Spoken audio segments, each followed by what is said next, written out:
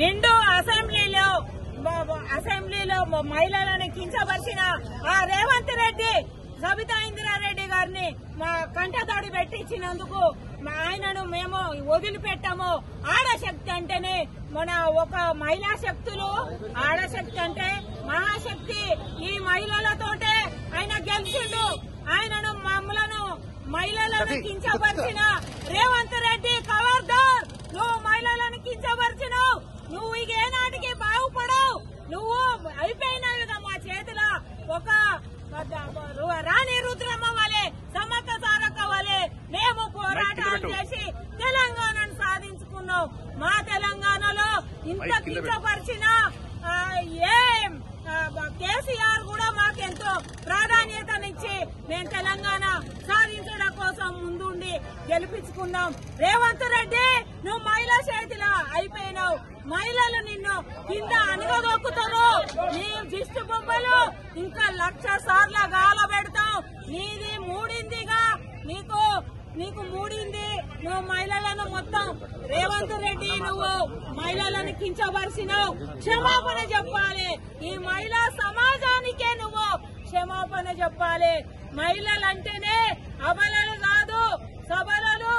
ఆ మహిళా శక్తులకు, ఈ మహిళా శక్తులకు సాటి లేని వారు ఎవ్వరు లేరు. మాకు ఈ దాస్యం వినయ్ భాస్కర్ పిలుపు మేరకు మేము వచ్చి ఈడ విజృంభణ చేస్తున్నాం. మేము మహిళల చేతులు నువ్వు అయిపోయినావు రేవంత్ రెడ్డి.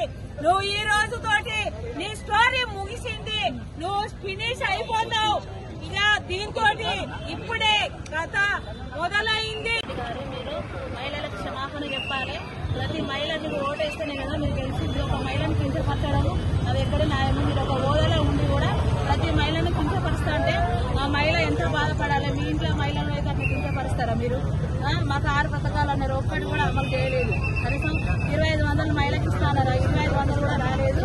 ఇందిరమ్మ ఇల్లు అన్నారు, ఇందిరమ్మ అప్లికేషన్లు తీసుకున్నారు. ఇప్పటి వరకు కూడా ప్రజాపాలన గురించి మీరు పొడిగిస్తున్నారు కానీ ఒకరికి కూడా ఇల్లు లేని వాళ్ళు చాలా మంది అదే బాధపడుతున్నారు. కాబట్టి రేవంత్ రెడ్డి గారు ఖచ్చితంగా మహిళలకు హక్కుల చేయాలని మేము పోరాటం చేస్తున్నాం. తప్పకుండా మీరు ఖచ్చితంగా మీరు మహిళలను కించపరచడం అయితే చాలా పొరపాటు. మీరు తప్పకుండా మీరు క్షమాపణ కోరాలని మేము కోరుతున్నాం.